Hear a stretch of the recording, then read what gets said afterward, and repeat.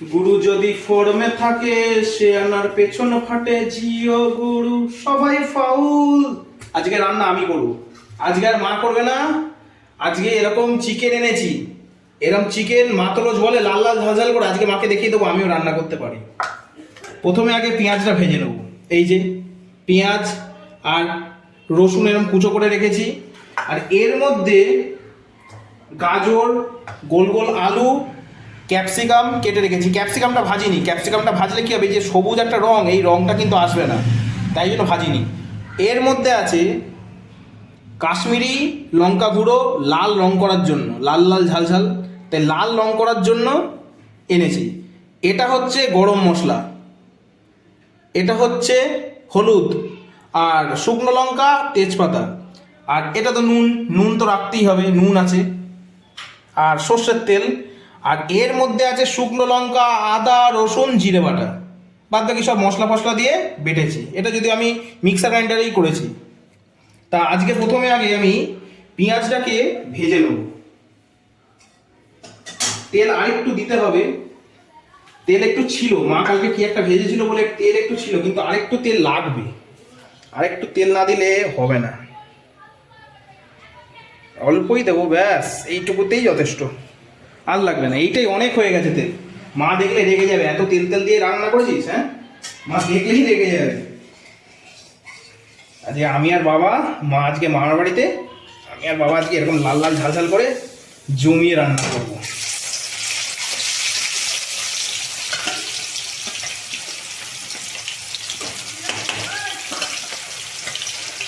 দারুণ রান্না হয়েছে,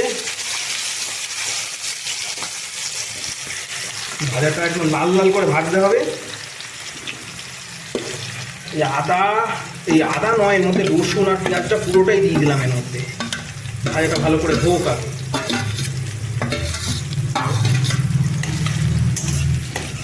বেশি ভাজা ভাজা হবে না, এটা হালকা লাল লাল করে ভাজতে হবে।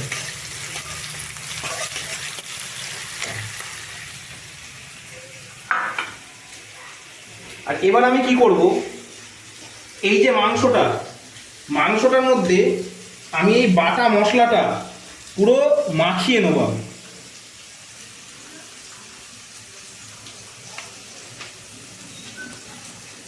একটু মেটে এনেছি, কারণ আমার আর বাবার মেটেটা খুব ফেভারিট, আর মা মেটে দেখলে রেগে যায়, মা মেটে দেখলেই রেগে যায়। কিন্তু আজকে যেহেতু আমি আর বাবা খাবো, তাই একটু মেটে এনেছি।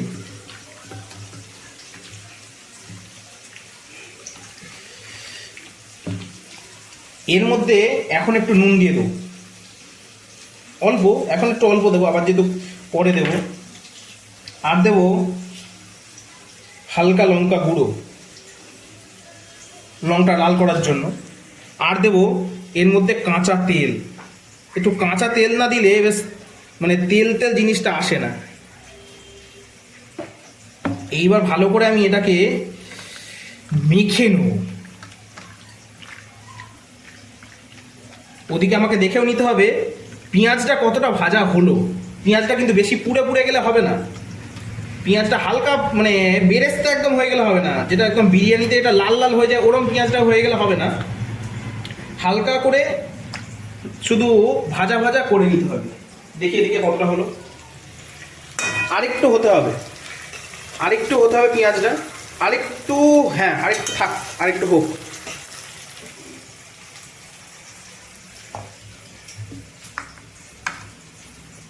আজকে একদম জমিয়ে রান্না করবো। আচ্ছা, এর মধ্যে আমি প্রথমে এখন পেঁয়াজের মধ্যে আমি তেজপাতাটা এখনই দিয়ে দিই, আর এর মধ্যে আমি দুটো দিয়ে দেবো। একটু ঝাল ঝাল তো হবেই, শুধু লাল লাল তো হবে না, ঝাল ঝালও হবে, তাই জন্য এরকম আমি লাল লঙ্কাও দুটো দিয়ে দিলাম। একটু হলুদ এর মধ্যে আমি দিয়ে দেবো, এটাকেও ভালো করে মিক্সার করে নিতে হবে।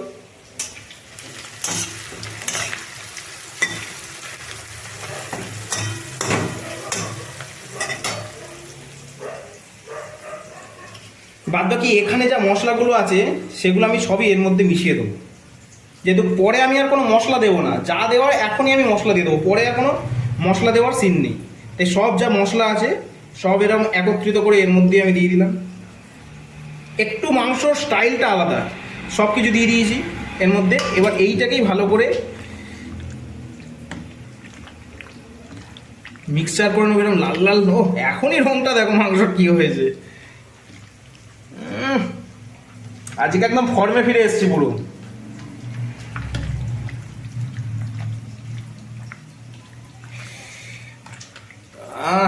এরকম পুরো মাংসটা পুরো দেখো, দেখো মাংসটা কিন্তু পুরো মশলা কিন্তু পুরো এরকম গায়ে গায়ে পুরো লাগিয়ে নিতে হবে। মাংসটা কিন্তু পুরো মানে মশলাটা সব মাংসই যেন লাগে সেরকম করতে হবে। হয়ে গেছে। এবার আমাকে কি করতে হবে, এই যে মাংসটা মশলা মাখা মাংসটা পুরোটা আমি এর মধ্যে দিয়ে দেবো। পুরোটা আমি এর মধ্যে এরম ভাবে দিয়ে দেবো।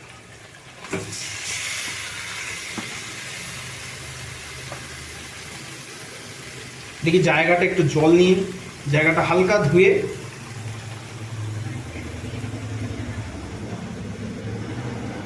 হালকা এর মধ্যে কিন্তু আমি পুরোই জল ছাড়া মাংসটা করব। একদম মাংসটা জল দেবো না, যা মাংস থেকে জল বেরোবে সেইটা দিয়ে আমি পুরো মাংসটা বানাবো। পুরো জল ছাড়া মুরগির মাংস খেতে একটা অন্যরকম স্বাদ লাগে। ঝোল ঝোল একটা একরকম স্বাদ, আর জল ছাড়াটা একরকম স্বাদ। আর এর মধ্যে আমি দিয়ে দেবো এবার এই যে গাজরগুলো আমি ভেজে রেখেছি সেগুলো আমি দিয়ে দেবো।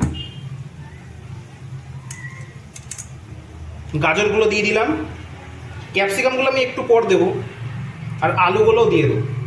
যাতে আলুগুলো ভাজা রয়েছে কিন্তু এগুলো একটু সেদ্ধ করতে হবে। আর এবার ভালো করে নাড়াতে হবে।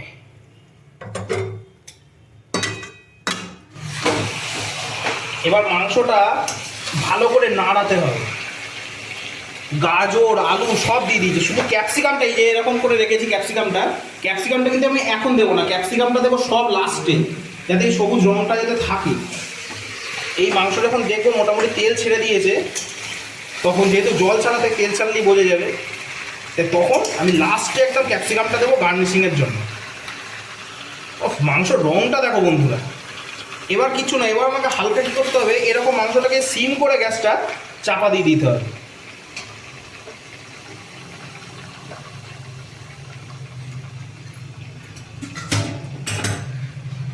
গ্যাসটা আমি সিম করে এবার আমি নর্মাল এরকম চাপা দিয়ে দিলাম। এবার মাংসটা একটু সেদ্ধ হওয়ার জন্য আমাকে সময় দিতে হবে। এবার খুলে আমি দেখবো কতটা জল ছেড়েছে মাংসটা। দেখো বন্ধুরা, মাংসটা কিন্তু মোটামুটি দেখো জল ছেড়ে দিয়েছে। এবার আমি কি করব, এই পুরো মাংসটাই আমার জল ছাড়া মাংস, কিন্তু এইটুকু আমি জল দেব। এই জলটা আমার কি হয়েছে, মিক্সির যে আর কি মানে যে ধোয়া জলটা, সেই জলটাকে আমি করে নিয়েছি মশলাটার। এই জলটুকুই দিয়ে দেবো। এই জলের ওপরই মাংসটা আমার হবে। আর কি করব, নুনটা দিয়ে দেবো। এবার নুন এইটুকু লাগবে, তখন একটু দিয়েছিলাম, কিন্তু নুন আরেকটু এইটুকুটা আমার লাগবে না। এবার একবার ভালো করে একবার নেড়ে নিয়ে মাংসটা আবার চাপা দিয়ে দেবো। জল ছাড়া মাংস চাপা দিয়ে দিয়ে না করলে ঠিক মাংসটা জমবে না। আর পেঁয়াজটা কিন্তু একদম দেখো বন্ধুরা স্ম্যাশ করিনি, মানে একদম যে একদম টুকরো টুকরো করে কেটেছি তা নয়, মানে মুখে কিন্তু পড়বে পেঁয়াজটা। একটু বড় বড় করে পেঁয়াজটা কেটেছি, একদম যে গুঁড়ো গুঁড়ো করে দিয়েছি তা নয়। আর ক্যাপসিকামটা আমি দেবো একদম লাস্টে, ক্যাপসিকামটা আমি এখন দেবো না। এবার আমি চাপা দিয়ে দেবো মাংসটা আবার। তার আগে গ্যাসটা আমি একটু সিম করে দেবো। গ্যাসটা সিম করে দিয়ে চাপা দিয়ে দেবো। এবার বুদবুদ করে মাংসটা হবে, হলেই আমার মোটামুটি মাংসটা টকবক করে ফুটছে। দেখো এদিকে এসো, মাংসটা একদম এইরকম টকবক করে পুরো ফুটছে। এবার এর মধ্যে আমি কি করব, এই যে ক্যাপসিকামগুলো যেগুলো তখন আমি কেটে রেখেছিলাম, এবার এই ক্যাপসিকামগুলো আমি এর মধ্যে সবকটা দিয়ে দেবো। এটা কিন্তু মাংসটা এখনো হবে, এখনো মাংসটা হতে অনেক বাকি। আজকে মা নেই, কিন্তু আমি এই সব যত আমার মানে এখানে একদম ঘেঁটে ছিল সব পরিষ্কার করে ফেলেছি। এই নিচ টিচ সব মোটামুটি পরিষ্কার করে ফেলেছি। মা আজকে আসলে কিন্তু খুব খুশি হবে যে ছেলে একটু পরিষ্কার করে ফেলেছে। রেডি হয়ে গেছে চিকেন বাহার।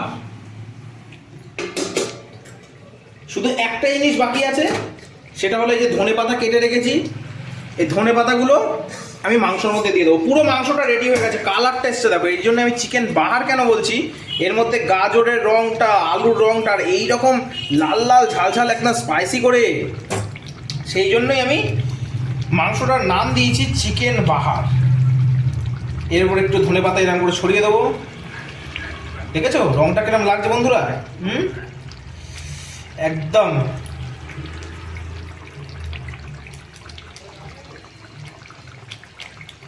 খাবারটা আমার পুরো রেডি।